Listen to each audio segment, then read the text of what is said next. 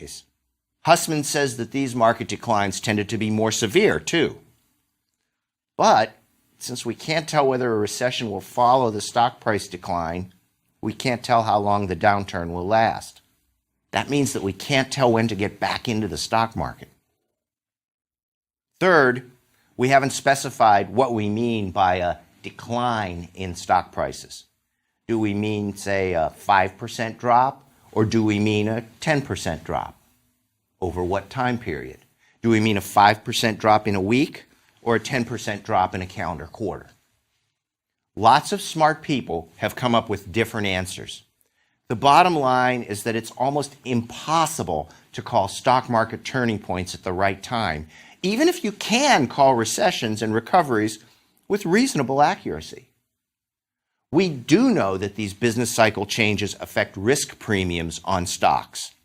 Donald Keim and Robert Stambaugh, writing in the Journal of Financial Economics, found that the difference between the yield on risky bonds and safe bonds signals higher expected stock returns. The idea is that a big spread between the yield of a safe bond and a risky one signals that times are risky. And we've already seen that stocks tend to return more during risky times. The timing of these economic forces driving these stories is a little tricky. Stock prices should fall at the onset of the increased risk, which is then reflected in higher dividend yields. Bond spreads widen. That's unexpected bad news, and stocks take a hit. But once investors are aware of the risky situation, stock prices have already fallen, and risk premiums have increased, then from that point on, we expect higher returns during the risky period itself. That might seem counterintuitive, but it actually fits. Stocks fall on the bad news that increases risk, but after the prices have fallen, the expected returns from then on are higher. Let's reverse the situation for practice. If investors see more normal times ahead, then they're willing to bid more for stocks. Stock prices rise, which is then reflected in more normal dividend yields, and risk premiums decline. From then on, during the safe period, we expect normal stock returns during the period of normal risk. International tensions or political uncertainty might increase risk premiums. That would cause a broad decline in stock prices. International tensions or political uncertainty are beyond the control of a company. It's just part of the risk of doing business. Being unable to make investing profits by observing the macroeconomy doesn't mean that it's a waste of time. You can do two things to help you manage your risk and sleep better at night. The first is that you might want to take a little money off the table when the market gets unsettled.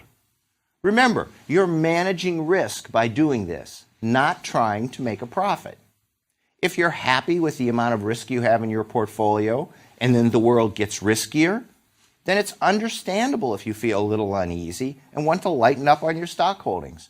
I know lots of smart people who do that. I also know lots of smart people who stick with their holdings when the world gets riskier. They don't make any changes at all.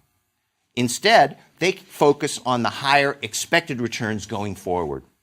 Because they understand that the increased risk is likely to lead to higher expected returns, they're comfortable with that risk.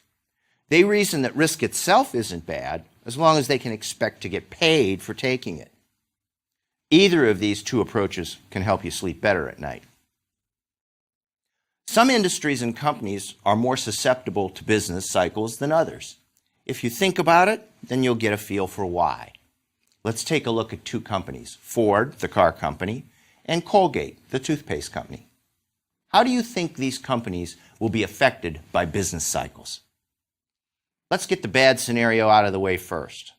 The economy isn't doing too well, your job prospects are a little shakier than they were a couple of months ago, and it doesn't look as if you'll get a raise this year.